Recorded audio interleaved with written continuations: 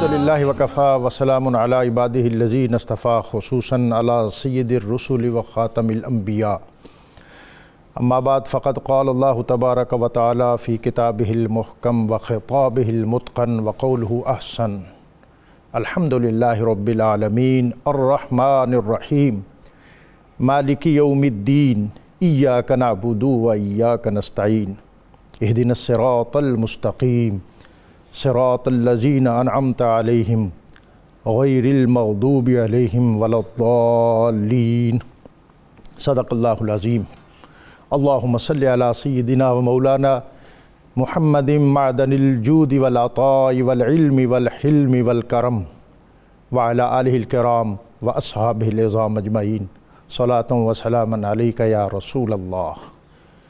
ماہ رمضان المبارک 1443 ہجری کی بابرکت ساعتوں اور سعید لمحوں میں لفظ لفظ نور اور حرف حرف روشنی کے ساتھ نور قرآن کی اس پرمغز اور بابرکت پروگرام میں طاہر بخاری آپ کو خوش آمدید کہتا ہے۔ ناظرین، نور قرآن، قرآن کا نور، یہ اپنے ساتھ قرآن پاک کے معنی اور مفاہیم کی ایک بزم آراستہ کیے ہوئے ہر سال ماہ رمضان المبارک میں آپ کے ساتھ مخاطب ہوتا ہے۔ گزشتہ شب ماہ رمضان المبارک کے چاند کو دیکھنے کے لیے جب ہم لاہور کی ایک بلند تر منزل پر علماء اور علماء دین کے ساتھ تشریف فرما ہوئے تو ہم نے محسوس کیا کہ فضاؤں کے اندر اس ماہ مبارک کے آنے سے ہی ایک جذب و کیف محسوس ہوتا ہے، گویا کہ خوشبو یہ کہہ رہی تھی کہ وہ راستے میں ہے۔ اور اس کے ساتھ ایک اور خوش کن اتفاق یہ بھی ہے کہ اس خطے میں ظاہری اور موسمی جو بہار آفرینی ہے اس کے اثرات اور ثمرات وہ بھی آپ محسوس کر سکتے ہیں کہ پھول ہیں صحرا میں یا کلیاں قطار اندر قطار، اودے اودے نیلے نیلے پیلے پیلے پیرہن، در و دیوار اور کوچہ و بازار موسم بہار کے زمزمے اور نغمے بکھیر رہے ہیں کہ اس کے ساتھ اللہ رب العزت نے اپنی بے پایاں رحمتوں، برکتوں اور بخششوں کے ساتھ یہ رمضان المبارک ہمیں ایک مرتبہ پھر عطا کیا کہ رمضان المبارک جس کو نبی اکرم رسول محتشم صلی اللہ علیہ وآلہ وسلم از خود جس کی تمنا فرماتے اور امت کے لیے اس کی تشویق کا اہتمام کرتے، اور آپ شعبان معظم کے آخری لمحوں میں وہ خطبہ ارشاد فرماتے جس میں اس بابرکت مہینے کی عزتوں، عظمتوں اور رفتوں کا بیان ہے۔ یا باقی الخیل اقبل قد اظلکم شہر عظیم شہر مبارکن، کہ اے نیکی کے طلبگار آگے بڑھ، تم پر اللہ تعالیٰ کی عزتوں، عظمتوں، برکتوں اور رفتوں والا وہ عظیم تر مہینہ سایہ فگن ہونے والا ہے جس کے دن کے روزے تم پر اللہ نے فرض کیے ہیں اور راتوں کے قیام کو تمہارے لیے اجر و ثواب کا باعث رکھا ہے، اور جس کے اندر ایک رات ایسی ہے کہ جس کی عبادت 1000 مہینے سے بہتر ہے۔ اللہ تعالی ہمیں یہ توفیق دے کہ ہم اس ماہ مبارک کا صحیح معنوں میں حق ادا کر سکیں۔ نبی اکرم رسول محتشم صلی اللہ علیہ وآلہ وسلم نے فرمایا کہ اگر میری امت کو اس ماہ مقدسہ کی عزتوں، عظمتوں، برکتوں اور رفتوں کا اندازہ ہو جائے تو وہ سارا سال اس ماہ مبارک ہی کی تمنا کریں۔ تو ہم جس طرح اخبار میں آج کل ایک چھوٹا سا کالم اور ایک خبر ہوتی ہے کہ آپ دن بھر کی مصروفیت میں موسم کو مد نظر رکھیں، اس میں موسم کا احوال ہوتا ہے، تو میں آپ سے اس ماہ مبارک کے حوالے سے یہ درخواست کروں گا کہ آپ اپنی دن بھر کی مصروفیت میں ماہ رمضان المبارک اور اس کی عبادات کو پیش نظر رکھیں، اپنا دن کا سکیجول اس طرح ترتیب دیں کہ آپ نے اپنی عبادات کو کس طرح ترجیح دینی ہے اور کس طرح منظم رکھنا ہے، آپ نے اپنی رات کی تراویح اور نماز کو کس طرح یقینی بنانا ہے اور کس طرح تر و تازہ ہو کر اس میں شامل ہونا ہے۔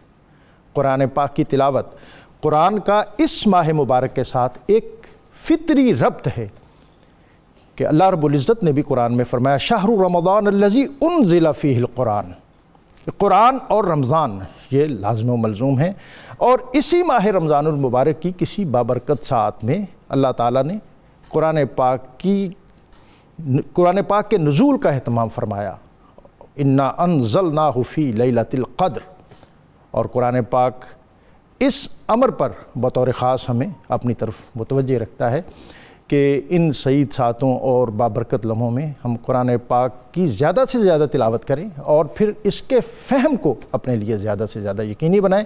نور قرآن اسی سلسلے کی، اسی بابرکت سلسلے کی ایک کڑی ہے، اور ہمیشہ کی طرح اس میں ہم قرآن پاک کے معنی اور مفاہیم اور اس میں ہمیں زندگی گزارنے کے کیا اسلوب اور طریقے عطا کیے گئے، اور ہمیشہ کی طرح اس سلسلے میں ہمارے ساتھ مقتدر اور معتبر علمی اور دینی شخصیات موجود ہوں گی۔ ہمارا آج کا موضوع سورہ فاتحہ اور اس کے معنی اور مفاہیم، فضائل اور اسرار و رموز، اور ہمیشہ کی طرح ہمارے ساتھ موجود ہوں گے مفتی محمد فاروق القادری صاحب، مفتی محمد اقبال چشتی صاحب، اور اللہ رب العزت کی بارگاہ میں حمد کا نذرانہ پیش کرنے کے لیے آج ہمارے ساتھ معروف ثنا خاں اور حمد خاں الحاج اختر حسین قریشی وہ ہمارے ساتھ موجود ہوں گے۔ ان کی طرف جانے سے قبل اسماء الحسنہ میں سے ایک اسم مبارک الرحمن، بہت رحمت کرنے والا۔ بزرگ کہتے ہیں کہ جو شخص اس اسم کا عامل ہو، اللہ تعالیٰ اس کے اندر بہت زیادہ نرمی، گداز اور رفق پیدا کرتا ہے، اور یا اللہ اور یا رحمان اگر کوئی شخص یہ پڑھ کر کسی بیمار پر دم کرتا ہے تو اللہ تعالیٰ اس کو شفا یاب کرتا ہے۔ مفتی صاحب، آج ایک تو رمضان الرحمن بہت زیادہ مبارک آپ دونوں اور تینوں شخصیات کو، اور پھر آج ہم سورہ فاتحہ کا معنی ہی کھولنا اور افتتاح سے ہے، اور آج رمضان المبارک کا بھی افتتاح ہے اور قرآن پاک کا بھی افتتاح، اور نور قرآن اور سورہ فاتحہ اور اس کے اسرار و رموز۔ جناب بسم اللہ الرحمن الرحیم۔ بہت شکریہ آپ کو اور ہمارے تمام ناظرین کو۔ اللہ رب العزت رمضان مقدس کی لا تعداد برکات عطا فرمائے، آمین۔ جیسا کہ آپ نے ذکر کیا کہ رمضان اور قرآن کا بڑا گہرا رشتہ ہے۔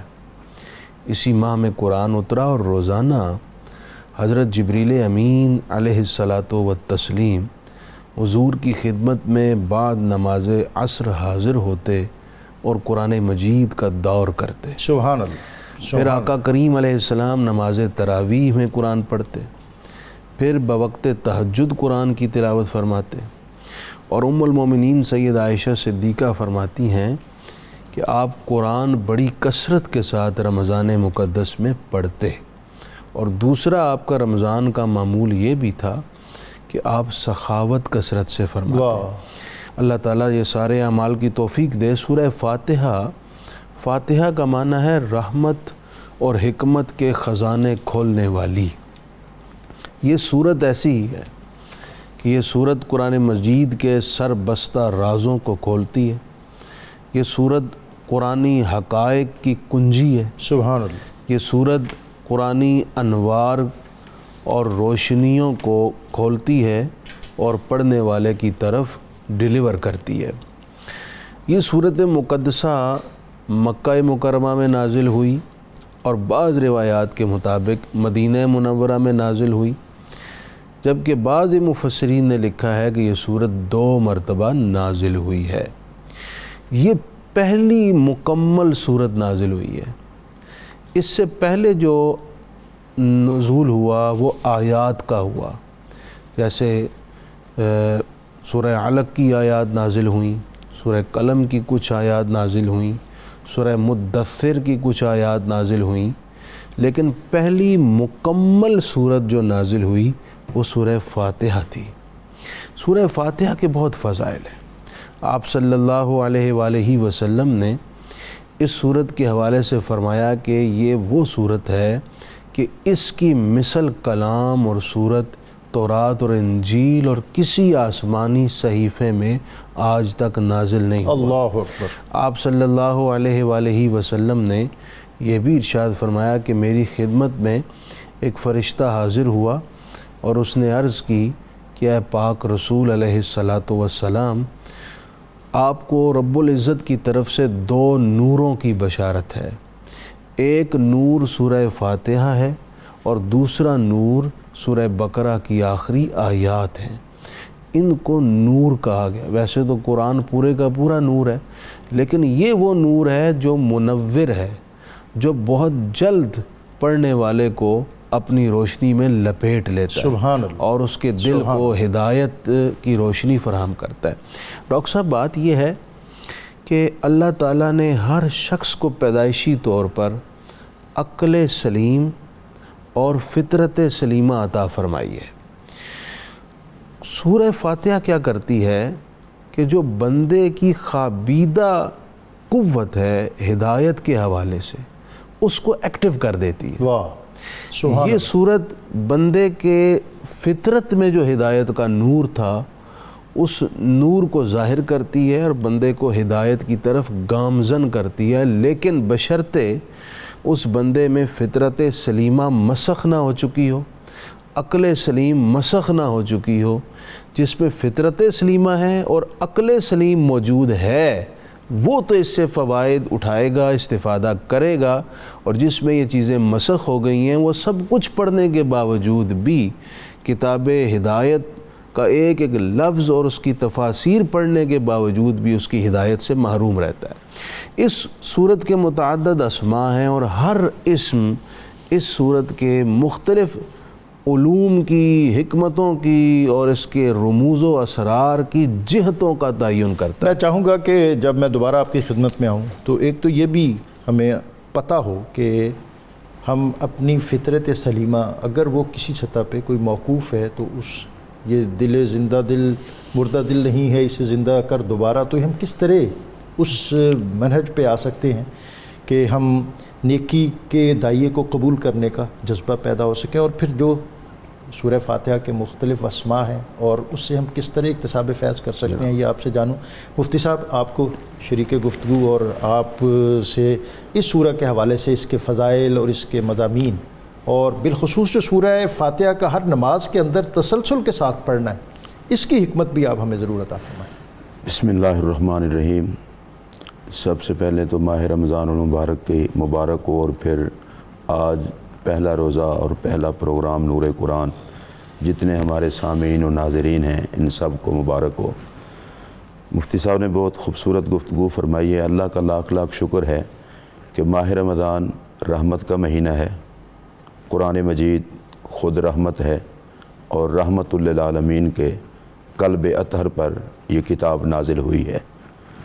ماہ رمضان المبارک میں اللہ تعالیٰ کے بہت سارے اس امت پر احسانات میں سے ایک احسان یہ بھی ہے کہ روزہ دار کے منہ کی بو اللہ کو کستوری سے زیادہ پسند ہے اور پیاری لگتی ہے۔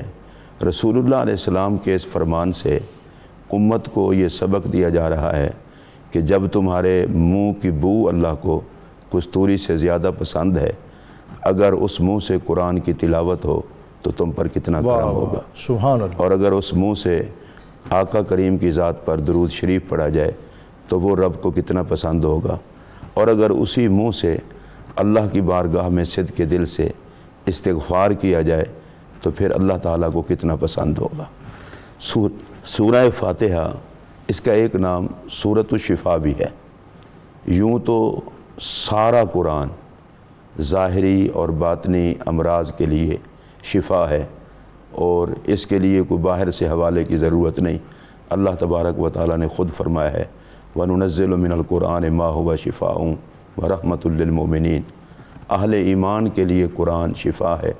کوئی مرض ایسا نہیں کہ جو مرض، چاہے وہ اعمال کا مرض ہو، چاہے وہ عقیدے کا مرض ہو، چاہے وہ گندی سوچ کا مرض ہو، ہر مرض دور ہو سکتا ہے قرآن مجید فرقان حمید کے ساتھ اگر بندے کا رابطہ ہو۔ اور یہ سورہ فاتحہ کے لیے بطور خاص نبی اکرم صلی اللہ علیہ وسلم نے فرمایا کہ یہ سوائے موت کے ہر مرض کا علاج ہے سورہ فاتحہ۔ اور ہمارے ہاں بزرگوں نے مختلف حوالوں سے اس کا عمل بھی بتایا ہے، لیکن میں یہاں ایک اور بات کرنا وہ چاہتا ہوں۔ عمل بھی ہم جاننا چاہیں گے، لیکن اختتام پر ضرور ایسی چیز بتائیے گا کہ جس سے ہم روز مرہ کے جو ہمارے مسائل ہیں اس میں کچھ تخفیف ہمیں میسر آ سکے۔ جی، اور میں یہ چونکہ رمضان المبارک کی بالکل ابتدا ہے، ہمارے بہت سارے احباب اور دوست ان کو ایک شوق ہوتا ہے کہ جناب کوئی وظیفہ بتا دیں، وظیفہ بتا دیں، وظیفہ بتا دیں۔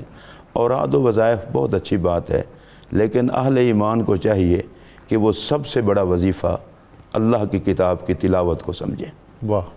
اور قرآن مجید کی تلاوت کے حوالے سے رسول اکرم صلی اللہ علیہ وسلم نے اپنی امت کو ایک خاص چیز بتائی۔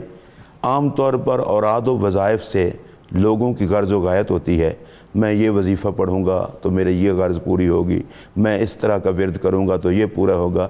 رسول اللہ علیہ السلام نے فرمایا اگر کوئی بندہ قرآن مجید کی تلاوت کرے اور دوسرا بندہ اللہ سے مانگے تو اللہ مانگنے والے کو وہ کچھ عطا نہیں کرتا جو بن مانگے قرآن پاک کی تلاوت کرنے والوں کو عطا کرتا ہے۔ سبحان اللہ۔ تو ماہ رمضان المبارک چونکہ قرآن مجید کا مہینہ ہے، اس لیے روزہ داروں کو چاہیے کہ وہ اپنے روزے کے ساتھ جتنا زیادہ ہو سکے وہ قرآن مجید کی تلاوت کی طرف متوجہ ہوں، اور پھر تلاوت پہ بھی یہ نہ کریں کہ 3 4 سپارے 5 سپارے پڑھے اور پتہ ہے کوئی نہیں کہ قرآن مجید کیا کہہ رہا ہے۔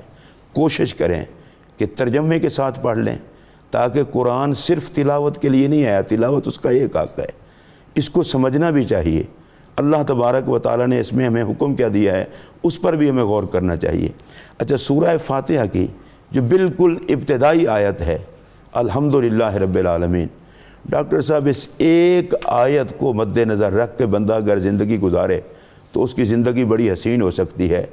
ہر حال میں اللہ کا شکر اور ہر حال میں اللہ کی تعریف کہ میرا مالک ہے، میرا پالنے والا ہے، وہ جس حال میں رکھے میں اسی حال پہ راضی ہوں۔ سورہ فاتحہ کا یہ جو بالکل ابتدائی آیت ہے کہ جو اپنے پڑھنے والوں کو متوجہ کرتی ہے کہ جس مالک نے تمہیں پالا ہے، جس مالک نے تمہیں پیدا کیا ہے، تمہارے اوپر لازم ہے کہ ہر حال میں اس مالک کی حمد و ثنا بیان کرو۔ اور شاید سورہ فاتحہ ہر نماز میں اسی لیے پڑھی جاتی ہے کہ مالک کے ساتھ جو بندے کا ربط ہے اسے وہ اچھے طریقے سے یاد رہے۔ اور سورہ فاتحہ میں ایک اور بات بھی ہے، رسول اللہ علیہ السلام کا ارشاد گرامی ہے کہ اس سورت کو جب بندہ پڑھتا ہے تو اللہ تبارک و تعالیٰ فرماتا ہے میرے بندے نے اس سورت میں جو کچھ مجھ سے مانگا میں نے اسے عطا کر دی۔ واہ، کیا کہنے۔ جیسے ہی سورہ فاتحہ پڑھی جاتی ہے، اور مزے کی بات یہ ہے کہ اس میں بندہ خود نہیں مانگ رہا، یہ ہمارے کریم رب نے ہم پر اتنا کرم کیا ہے کہ جو کچھ ہمیں چاہیے سورہ فاتحہ میں ہمیں وہی مانگنے کا سکھا کر، اور اس کے ساتھ پھر فرمایا کہ بندے یہ پڑھ لو، مانگنا تمہارا کام ہے اور عطا کرنا میرا کام ہے۔ تو سورہ فاتحہ پڑھنے والے کو اللہ پاک وہ سب کچھ عطا فرما دیتا ہے جو بندے کی دنیا اور آخرت کے لیے بہتر ہے۔ اس لیے سورہ فاتحہ کو ہر نماز کی رکعت کے اندر رکھ دیا گیا ہے۔ اور ابھی مفتی صاحب نے بیان کیا تو میں اس میں تھوڑی سی ایک اور بات عرض کروں گا۔ نبی پاک علیہ السلام نے جب یہ فرمایا نا کہ اس جیسی صورت تورات، انجیل، زبور اور حتیٰ کہ قرآن مجید میں بھی دوسری نازل نہیں ہوئی اس جیسی صورت، اس سے پہلے سرکار نے فرمایا مجھے قسم ہے اس ذات کی جس کے قبضہ قدرت میں مجھ محمد کی جان ہے۔ تو سورہ فاتحہ کی شان کو بیان کرتے ہوئے نبی پاک علیہ السلام نے یہ پیاری قسم اٹھا کر اپنی امت کو متوجہ کیا ہے۔ اور سورہ فاتحہ کے فضائل میں یہ بھی ہے کہ سورہ فاتحہ کی تلاوت 2/3 قرآن کے برابر ہے۔ اللہ اکبر۔ اس لیے سورہ فاتحہ دوسرے لفظوں میں آپ ڈاکٹر صاحب یہ بھی کہہ سکتے ہیں قرآن کے سارے مضامین کا خلاصہ سورہ فاتحہ ہے۔ قرآن کے سارے مضامین کا مفتی صاحب خلاصہ سورہ فاتحہ ہے۔ اور جو اس سورہ کے مختلف اسماء ہیں اس پر بھی بات کرنی ہے، لیکن ہمارے کالرز جو ہیں وہ بھی بہت زیادہ بےتاب ہیں آپ سے بات کرنے کے لیے، ان کو بھی شامل کر لیں۔ السلام علیکم۔ السلام ورحمۃ اللہ وبرکاتہ۔ جی محمد رفیق صاحب جیلم سے، آپ کو خوش آمدید۔ جی بہت مہربانی، بہت شکریہ جناب۔ جی کیا پوچھنا چاہتے ہیں؟ میں یہ پوچھنا چاہتا کہ سورہ فاتحہ کے جو فیوز و برکات ہے، یہ کوئی ایسا وظیفہ بتائیں کہ ان کو مستقل طور سے آدمی سے مستفید ہوتا رہے۔ ایک میری اور عرض یہ ہے، جی اگر آپ سماعت فرمائیں، یہ جو جتنے اینکر ہیں ٹی وی پہ آتے ہیں سب چینل پہ، وہ بے پردہ ہوتے ہیں۔ جی ٹھیک ہے جی، اس پہ بھی بات کریں گے۔ جناب ہمارے ساتھ ایک اور کالر ہے ڈی ای خان سے، محمد حسن صاحب۔ جی السلام علیکم۔ علیکم السلام. وعلیکم السلام. جی خوش آمدید. حال ہے سر جی، کیا حال ہے؟ خیر جی خیریت آپ ہے؟ کیا پوچھنا چاہتے ہیں جناب؟ میرا سوال یہ ہے سر جی کہ سورۃ فاتحہ زہر کا علاج ہے. سورہ فاتحہ زہر کا علاج ہے، یہ سوال پوچھ رہے ہیں، استفسار ہے یا ہمیں آگاہ کر رہے ہیں؟ استفسار ہے سر جی. ایک صحابی نے دم بھی کیا تھا، سانپ کاٹا تھا کسی کو، تو اس کے چلے میں ہمارے مفتی صاحبان تشریف فرما ہیں، وہ اس پر بات کریں گے. جی ہمارے ساتھ ایک اور کالر ہیں لاہور سے، ہماری بہن نورین بی بی. السلام علیکم. جی وعلیکم السلام. جی بہن خوش آمدید آپ کو. سر میرا یہ کوشچن ہے کہ جن لوگوں کو قرآن پاک نہیں ہوتا یا بہت ساری صورتیں نہیں ہوتی، تو وہ تراویح جب پڑھتے ہیں ہم اس میں کیا سارا کھول کر ہم وہ تلاوت کر سکتے ہیں، اور اگر نہیں کر سکتے تو بیسٹ جی یہ بڑا اہم کوشچن ہے کہ قرآن پاک حفظ نہیں ہے لیکن پڑھنے کا شوق ہے. کیا قرآن پاک کھول کر تراویح کے دوران، نماز کے دوران قرآن پاک کھول کر ہم قرآن پڑھ سکتے ہیں؟ جی نہیں، قرآن پاک کو دیکھ کر قرآن نماز کے اندر نہیں پڑھ سکتے.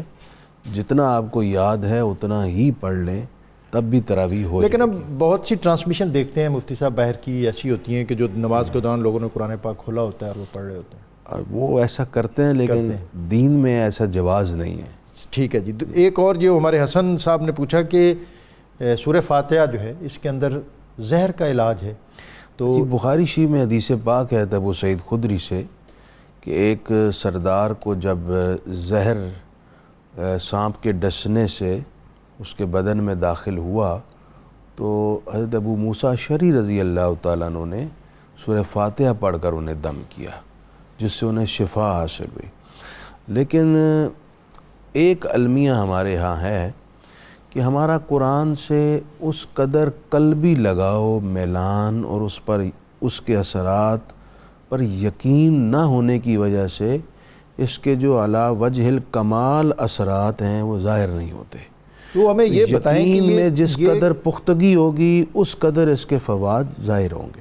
اور یہ کنیکشن جو بن نہیں پا رہا انفرادی طور پر بھی اور اجتماعی سطح پر بھی، پچھلے 100-150 سال سے ہمارے عمائدین مشاہیر امت کو قرآن کی طرف ہی بلاتے رہے. جی ہاں، کہ تیرے وجود پہ جب تک نہ ہو نزول کتاب. اقبال نے کہا تھا کہ گرا کشا ہے نہ رازی نہ صاحب کشاف. وہ جو ذوق ہے، اور اقبال کے بارے میں معروف ہے کہ آخری عمر میں ان سے کسی نے پوچھا کہ یہ آپ نے جو نذیر نیازی ان کے جو لکھنے والے ہیں جنہوں نے ان کی سوانح بھی لکھی، تو ان اقبال سے انہوں نے ایک دن پوچھا کہ آپ کا یہ جو فلسفہ خودی ہے اور جو افکار اور نظریات دنیا میں آپ کو اتنا عروج اور ارتقاء میسر آیا، تو یہ ساری چیزیں آپ نے کہاں سے اخذ کی؟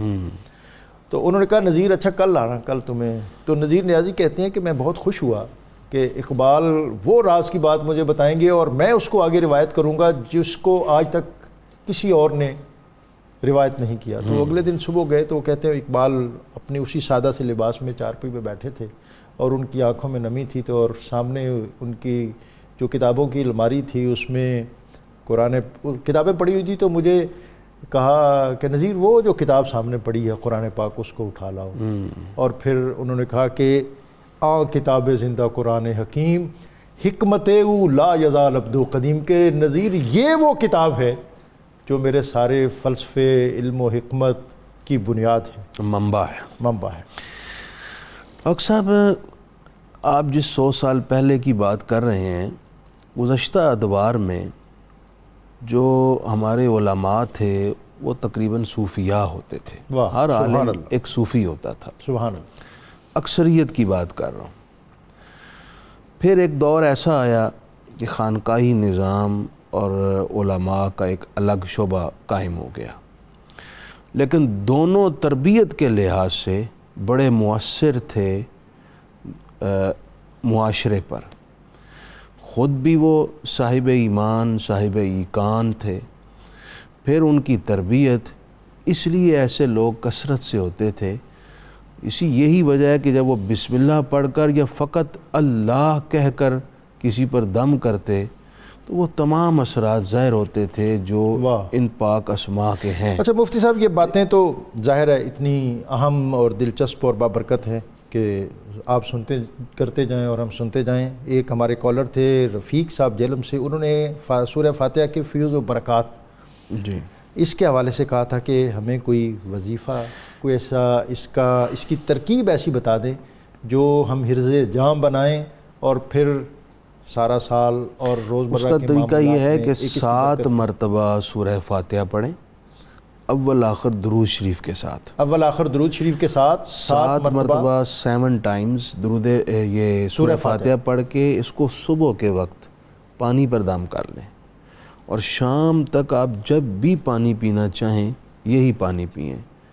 جو تندرست ہیں ان کی تندرستی اور قوت میں اضافہ ہوگا، اور جو بیمار ہیں اللہ کے فضل اور سورہ فاتحہ کی برکات سے ان کو شفا اور تقویت حاصل ہو. سبحان اللہ. ناظرین، بہت اہم بات جس کے لیے آپ بہت زیادہ ایک انہماک اور ایک شوق رکھتے ہیں، وہ حضرت مفتی محمد فاروق القادری صاحب نے آپ کو بتائی کہ 7 مرتبہ سورہ فاتحہ، اور میں اگر کیلکولیٹ کروں تو شاید 1-1.5 منٹ لگے، اور اس سے اول آخر درود پاک، اور پھر اس کو پانی پر دم کر لیں اور اس کو دن کے مختلف اوقات میں استعمال کرتے رہیں. جو تندرست ہیں ان کی صحت مستحکم، اور جو بیمار ہیں اللہ ان کو تندرستی اور شفا وہ عطا کرے گا. سورہ فاتحہ، اس کے اسرار و رموز اور اس کی برکات، اس پر آج ہم بات کر رہے ہیں. یہاں وقت ہے ایک بریک کا، بریک سے واپس آئیں گے تو اس کے مختلف مضامین سے مزید اکتساب فیض کریں گے.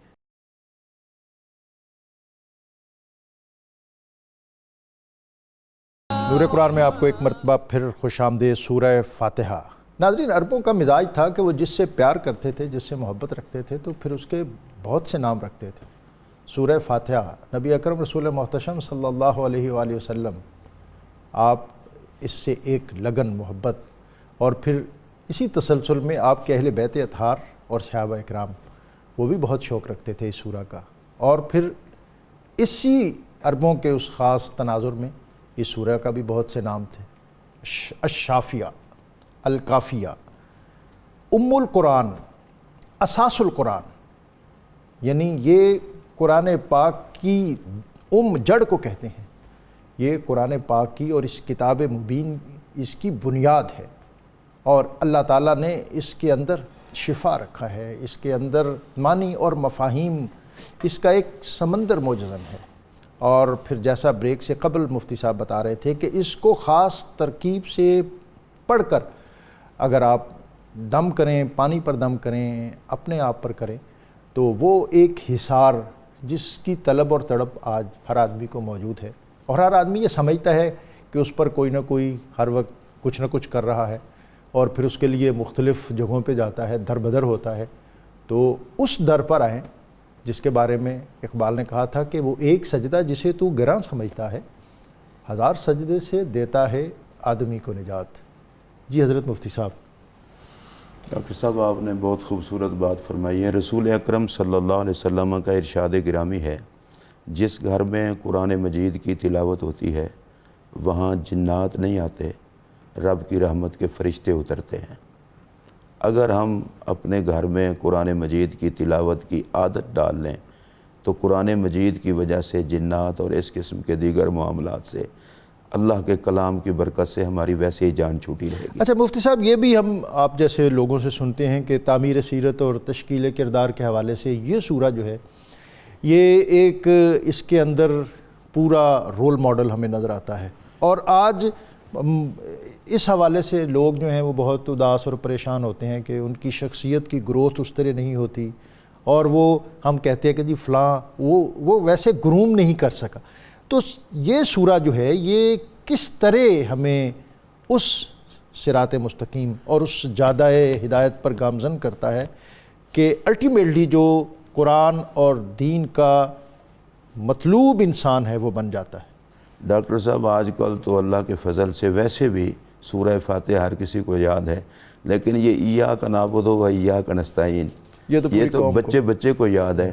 اور میں اگر ہر پڑھنے والے کو یہ پتہ ہو کہ ایاک نعبد و ایاک نستعین میں کیا کہہ رہا ہوں، تو قرآن مجید کے صرف یہ 2 جملے ہی کافی ہیں انسان کو ہر قسم کی عزت عطا کرنے کے لیے، کہ جب اس نے جھکنا صرف خدا کے آگے ہے اور مانگنا، حقیقی مددگار صرف اللہ کو سمجھنا ہے، تو یہ جو انسان سورہ فاتحہ کی ان 2 جملوں کی صورت میں ہوگا، اس میں غیرت بھی ہوگی، وہ بھکاری بھی نہیں لگے گا اور وہ ادھر ادھر بھی نہیں جائے گا۔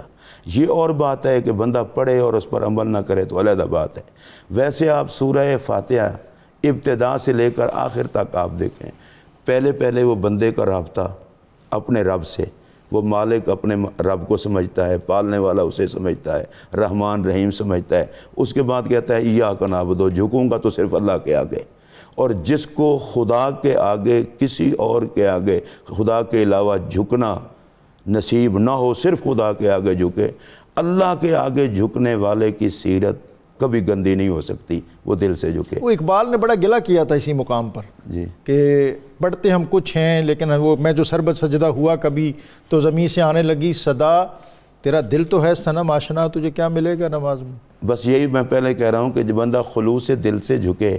اچھا دوسری بات یہ بھی ہے، ہمارا ہر بات پہ تو شکوہ ہوتا ہے، کچھ لوگ کہتے ہیں جی ہم دعائیں مانگ مانگ مر جاتے ہیں، اثر نہیں ہوتا۔ تو یہ بتائیں نا کیوں اثر نہیں ہوتا؟ وہ اثر اس لیے نہیں ہوتا کہ ہم جب مانگ رہے ہوتے ہیں ہمارا اپنا یقین بھی نہیں ہوتا، پتہ نہیں یہ قبول ہوتی ہے کہ نہیں ہوتی، قبول ہوتی ہے کہ نہیں ہوتی، اس طرح نہیں ہوتی۔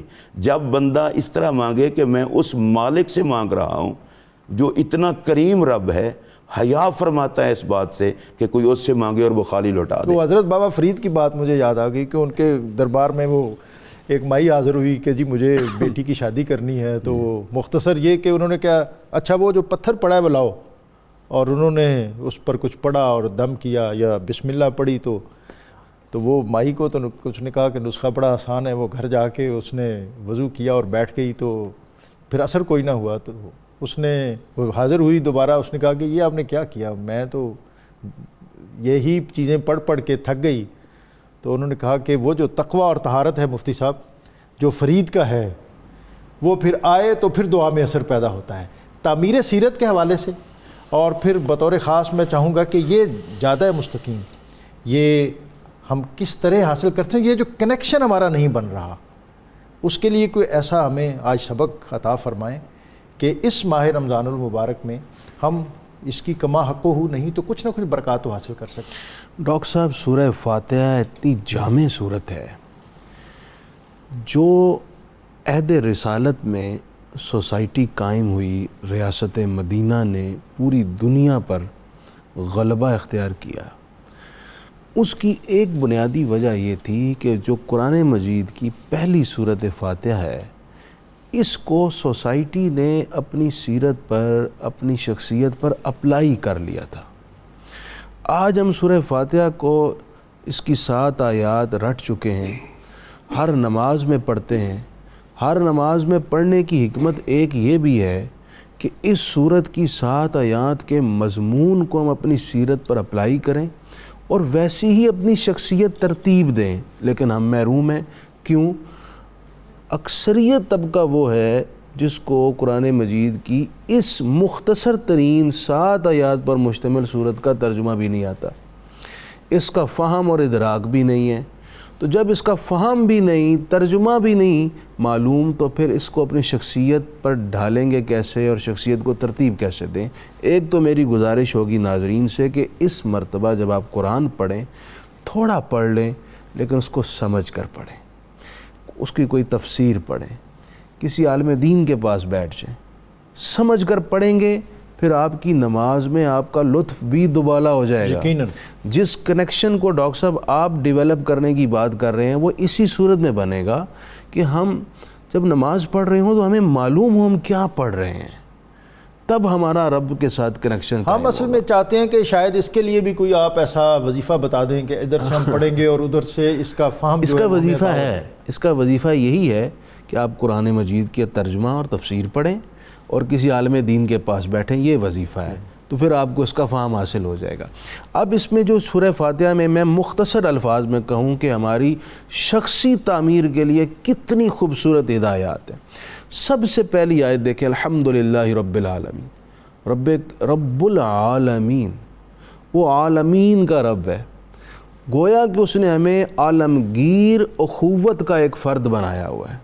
یہ پہلی آیت ہی ہمیں اتحاد کا، یونٹی کا، انسان کو انسان سمجھنے کا اور عالمگیریت کا ایک سبق دیتی ہے، اور ہمیں اپنی ذات کے خول سے نکل کر انسانوں کے لیے احساس اور ان کے لیے سوچنے کی راہ دکھاتی ہے۔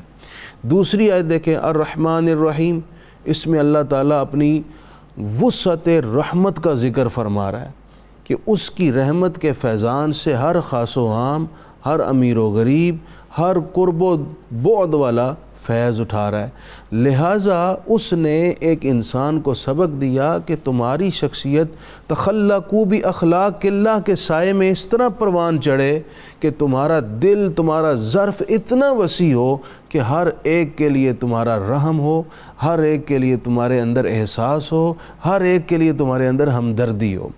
تیسری آیت بڑی ہی اہم آیت ہے، مالک یوم الدین، سبحان اللہ، یوم جزا کا مالک، جس میں بندہ خدا کو سمجھایا جا رہا ہے کہ ایک دن آئے گا تمہارا مواخذہ اور احتساب ہوگا، تمہاری اکاؤنٹیبلٹی ہوگی۔ لہٰذا جب بندے کے قلب و ذہن میں یہ بات راسخ ہو کہ میرا مواخذہ وہ کرے گا جو عالم الغیب والشہادہ، جس سے کچھ چھپا نہیں، کیمرے نہ بھی لگے ہوں وہ دیکھ رہا ہے، دیواریں موٹی ہیں، دروازہ بند ہے، اندر کیا ہو رہا ہے پھر بھی وہ دیکھ رہا ہے، کوئی بات اس سے چھپی نہیں، وہ وہم و خیال کو بھی جانتا ہے۔ جب یہ ذہن میں ہوگا تو بندہ کرپشن، لوٹ مار، دھونس دھاندلی، بددیانتی، دغا اور ہر قسم کی اس طرح کی بددیانتی اور برائی سے اجتناب کرنے کی کوشش کرے گا، اور شخصیت کو اس طرح ترتیب دے گا بشرطے کہ مالک یوم الدین پر اس کا مکمل ایمان ہو۔ پھر ایاک نعبد و ایاک نستعین، میں چاہوں گا کہ ایاک نعبد و ایاک نستعین اور اس سے آگے اہدنا الصراط المستقیم، وضو کر لیا، مصلی پہ کھڑے ہو گئے اور رخ قبلے کی جانب کر لیا، اور پھر بھی اہدنا الصراط المستقیم جامع انداز میں، کیونکہ باقی دو آیات اس کا معنی اور مفہوم بھی بتائیں، اور اس کے ساتھ پھر ہم نے پروگرام کے اختتام کی طرف جانا ہے۔ بہت خوبصورت بات ابھی ایک منظر تک پہنچی ہے کہ مالک یوم الدین اصل میں اللہ تبارک و تعالیٰ کی جزا، اور وہ جزا اور سزا کے دن کو سامنے رکھ کے جب بندہ ایاک نعبد کہے اور اللہ کی عبادت کے لیے کھڑا ہو تو اس میں رنگ ہی اور ہوگا، وہ خشوع و خضوع اس میں پیدا ہوگا۔ اچھا، ہمارے ہاں نماز کی حالت ہو یا قرآن کی حالت ہو، ہم ان چیزوں سے علیحدہ ہو کر صرف رکعتیں پوری کرتے ہیں اور ادھر آیتیں پوری کرتے ہیں، اور کھڑے ہوتے ہیں نماز میں اور کیلکولیشن کہیں اور ہو رہی ہوتی ہے، کہیں اور ہوتی ہے، کاروبار، انکریمنٹ، پروموشن اور نہ جانے اور کیا کیا ہمارے معاملات۔ حالانکہ نبی پاک علیہ الصلوۃ والسلام کا ارشاد گرامی ہے کہ جب تک حضور قلب نہ ہو اس وقت تک انسان کی نماز نہیں ہوتی، تو حضور قلب کے ساتھ اللہ کی بارگاہ میں کھڑا ہو۔ اب اہدنا الصراط المستقیم، ایاک نعبد و ایاک نستعین کہہ رہی ہے، اب اہدنا الصراط المستقیم سورہ فاتحہ میں ایک اور درس بھی دے رہی ہے، اور وہ درس یہ ہے کہ تم اگر یہ چاہتے ہو کہ تمہیں راہ راست نصیب ہو تو اس کے لیے تمہیں اللہ تبارک و تعالیٰ کے انعام یافتہ لوگوں کے راستے کو اپنانا چاہیے۔ ابھی تک جب ہم بات کر رہے تھے کہ یہ کیسے ہو سکتا ہے، کیسے ہو سکتا ہے، ہر بندہ تو کامل نہیں ہے اور اس کی باقاعدہ تفصیلات بھی بتا دی گئی ہیں، تو میں ساری تفصیلات میں نہیں جاتا۔ صراط مستقیم صرف اسی کو نصیب ہوگا کہ جس کی تمام تر سوچوں کا مرکز ذات محمد الرسول اللہ صلی اللہ علیہ وسلم ہوگی۔ نبی پاک صلی اللہ علیہ وسلم کی ذات کو جب تک اپنی عقیدت، اپنے عقیدے، اپنی سوچ اور اپنی فکر کا وہ قبلہ نہیں بناتا، اسے راہ ہدایت نصیب نہیں ہو سکتی۔ اب سیدنا نبی پاک صلی اللہ علیہ وسلم کے بعد قرآن مجید نے کہا ہے صدیقین، شہداء، صالحین، انعم اللہ علیہم من النبیین والصدیقین والشہداء والصالحین، ان سب کے اندر بھی حضور علیہ السلام کا رنگ ہے۔ سبحان اللہ، صدیقین ہوں، شہداء ہوں، صلحاء ہوں، ان سب کے اندر بھی نبی پاک علیہ السلام کا رنگ ہے۔ تو سورہ فاتحہ میں ایک اور بات بھی بتاتی ہے کہ ایاک نستعین سے تمہارا دماغ چکرا نہ جائے کہ اب صرف رب سے رابطہ ہو گیا ہے اور اللہ کے بندوں کی کوئی ضرورت نہیں ہے۔ تو ساتھ ہی آیت نے بتایا کہ نہیں، خدا تک پہنچنے کے لیے بھی تمہیں بندگان خدا کی ضرورت ہے۔ اچھا، بعض لوگوں کو ایاک نستعین کا ایسا ان کا دماغ چکراتا ہے، وہ کہتے ہیں بس صرف اللہ، صرف اللہ۔ بھائی صرف اللہ، اللہ اللہ ہے، لیکن اللہ نے جن کو عزتیں عطا فرمائی ہیں اور جن کو ہماری ہدایت کے لیے بھیجا ہے اور ہمیں وہ خود حکم دے رہا ہے، تو ان کے نقش قدم پر چلنا، ان کو نہ بھلانا، یہ بھی استعانت کے اندر شامل ہے، یہ کوئی استعانت کے خلاف نہیں ہے۔ اچھا مفتی صاحب، ہمارے ہاں تو یہ ہندوستان تھا، یہاں تو اسلام جن صوفیاء کے ذریعے پہنچا اور جنہوں نے یہاں پہ سب سے بڑے دنیا کے سب سے بڑے سماجی انقلاب کی بنیاد اس خطے میں صرف بنیاد نہیں رکھی بلکہ عملی منظر اور مظہر دنیا کے سامنے پیش کیا، وہ تو اس قافلے کے سرار حضرت داتا گنج بخش اور خواجہ معین الدین چشتی ہیں۔ یہ بھی انعام یافتگان کی فہرست میں ہم سمجھیں۔ ڈاکٹر صاحب یہ اس فہرست میں ہیں، اور ابھی مفتی صاحب پہلے ایک بات کر رہے تھے، جب تک قوم ان سے وابستہ رہی اسلام پہ دہشت گردی کا داغ اور دھبا نہیں لگا۔ یہ بہت بنیادی بات ہے۔ اور جب سے ان لوگوں سے ہٹ کر ایک نئے لوگ سامنے آ گئے جن کا تصوف کے ساتھ، جن کا اولیاء کے ساتھ کوئی تعلق نہیں ہے بلکہ تزکیے کے ساتھ کوئی تعلق نہیں ہے اور بہت کچھ ہے، تو اب پھر دہشت گردی کے داغ اور دھبے لگے۔ حضور خواجہ غریب نواز اجمیری تشریف لائے یا داتا صاحب تشریف لائے تو ان کی کوئی ان سے جنگیں تو نہیں ہوئیں، انہوں نے لنگر کھلا کھلا کے اپنی ذات کو بطور نمونہ دکھا دکھا کے تو لوگوں کو مسلمان بنایا۔ آج پھر ہمارے اندر وہی صوفیہ والا نظام، رسول رحمت صلی اللہ تعالیٰ علیہ وسلم نے جو نظام رحمت دیا تھا، اب میں اسلام کی بات کروں اور اسلام میرے اپنے اندر نہ ہو، اسلام مجھ سے نظر نہ آئے تو لوگ کیسے متاثر ہوں گے؟ تو یہ جو بندگان خدا ہیں ان کو دیکھنے سے ایک اسلام کی تفسیر سمجھ آ جاتی ہے۔ اللہ والے ہیں جو اللہ سے ملا دیتے ہیں۔ مفتی ہیں۔ صاحب بالکل اختتام اور غیر المغضوب علیہم ولا الضالین جناب۔ یہ بھی ایک بڑا اہم پورشن ہے اس صورت کا۔ پہلے بتایا کہ شخصیت میں یہ اوصاف داخل کرو، اب بتایا جا رہا ہے کہ شخصیت سے اس وصف کو جڑنے نہ دینا۔ وہ کیا ہے؟ ان سے جڑو اور ان سے بچو۔ ان سے بچو۔ اب بچنا کس سے ہے؟ یہ بھی ہمارے لیے بہت ضروری ہے سمجھنا، خصوصاً والدین پر، مربیین پر لازم ہے کہ وہ اپنے بچوں کی سوسائٹی دیکھیں کیا ہے، صحبتوں اور رفاقتوں پہ نظر رکھیں۔ نظر رکھیں۔ بلکہ ایک حدیث پاک میں ہے کہ دین صحبت سے آتا ہے۔ اگر صحبت اچھی ہے دین اچھا ہے، صحبت اچھی نہیں تو پھر بندے کا دین اچھا نہیں رہتا۔ غیر المغضوب، ان لوگوں کے ساتھ مت شامل ہونا، ان کے راستے پر، ان کے طریق پر مت چلنا جن پر اللہ کا غضب ہوا۔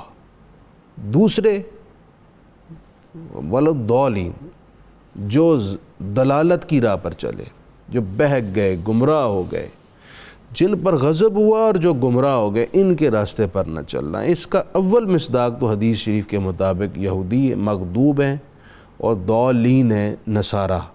لیکن ہر وہ فکر جو گمراہی پر اور جو اللہ کے غضب پر لے جائے، وہ تمام افکار اور راستے اس میں شامل ہیں۔ سادہ سے لفظوں میں ہم یہ کہہ سکتے ہیں، اچھائی کے ہر راستے پر چلنا صراط مستقیم میں ہوگا، اور اچھائی کا راستہ وہی راستہ ہے جو جناب رسول اللہ صلی اللہ علیہ وسلم نے طے کر دیا ہے، سبحان اللہ، جو آپ کا راستہ ہے۔ اور آپ سے ہٹ کر کوئی بھی راستہ ہے جس میں آپ صلی اللہ علیہ وسلم کو اور آپ کی تعلیمات کو نظر انداز کیا جائے، وہ گمراہی کا اور گمراہ فکر کا راستہ ہے، اس سے اجتناب کرنا ہے۔ جب یہ ساری چیزیں ملا کر ہم اپنی شخصیت میں ڈالیں گے تو پھر سورہ فاتحہ جو انقلاب بپا کرے گی وہ وہی انقلاب ہے جو عہد رسالت میں کائنات انسانیت نے دیکھا، جس کی آج تک دنیا مثال دیتی ہے۔ اور آج بھی جن لوگوں نے اس عہد رسالت کے سورہ فاتحہ کی امپلیمنٹ کے مطابق اس میں سے کچھ حصہ بھی لیا ہے، وہ قومیں آج ہم سے بہت آگے ہیں، حالانکہ انہوں نے کچھ حصہ لیا ہے۔ اور اگر سورہ فاتحہ کے پورے مضامین کا احاطہ کر کے ہم اپنی شخصیات کو، اپنی قوم کو، اپنی نئی نسل کو تیار کریں تو میں سمجھتا ہوں ایک عالمگیر انقلاب آئے گا اور ہماری ماضی کی یادیں تازہ ہو جائیں گی۔ آخر میں سورہ فاتحہ کے حوالے سے ہماری کچھ ذمہ داریاں ہیں، میں ادھر توجہ دلانا چاہتا ہوں۔ پہلی ذمہ داری یہ ہے کہ سورہ فاتحہ کو ہم اس کے ترجمہ، اس کے فہم کو حاصل کر کے پڑھا کریں۔ دوسری ہماری ذمہ داری یہ ہے کہ سورہ فاتحہ کو نماز کے علاوہ بھی اس پر غور و فکر کریں۔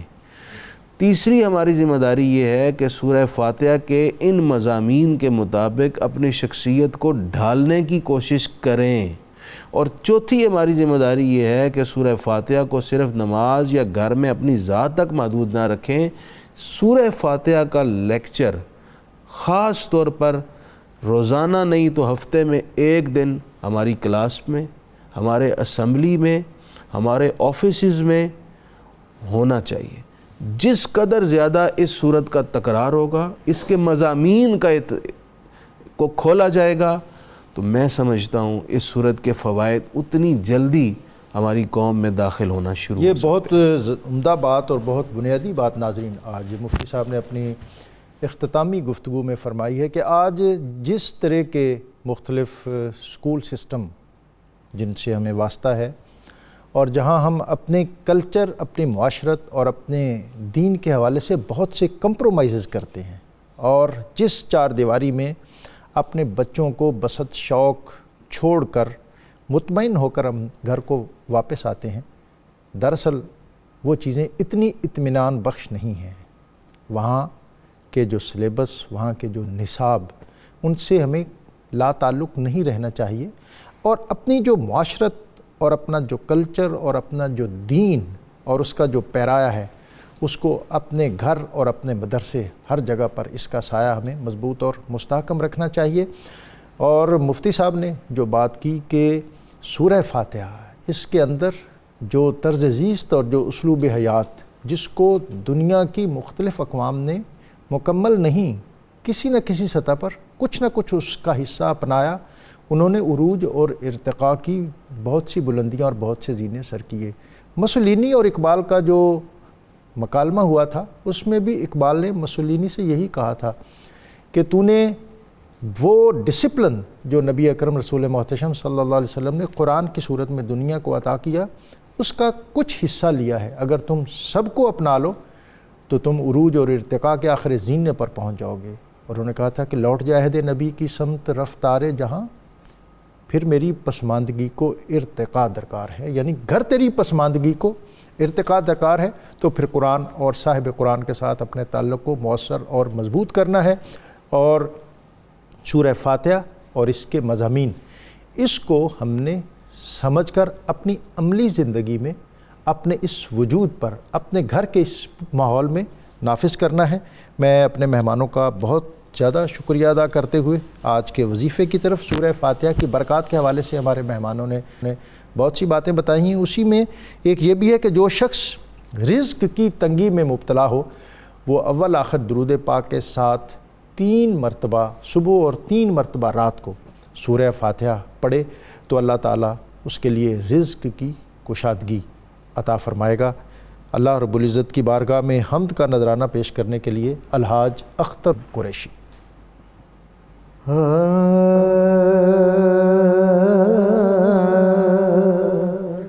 ہے ذکر تیرا گلشن گلشن، سبحان اللہ سبحان اللہ، ہے ذکر تیرا گلشن گلشن، سبحان اللہ سبحان اللہ، مصروف ثنا ہے سر و سمن، مصروف ثنا ہے سر و سمن، سبحان اللہ سبحان اللہ، غنچوں کی چٹک شبنم کی ضیا، پھولوں کی مہک بلبل کی نوا، بلبل کی نوا، قائم ہے تجھے سے حسن چمن، سبحان اللہ سبحان اللہ، مطلوب بھی تو مقصود بھی تو، مسجود بھی تو، معبود بھی تو صبا تو جان چمن تو روح صبا تو جان چمن سبحان اللہ سبحان اللہ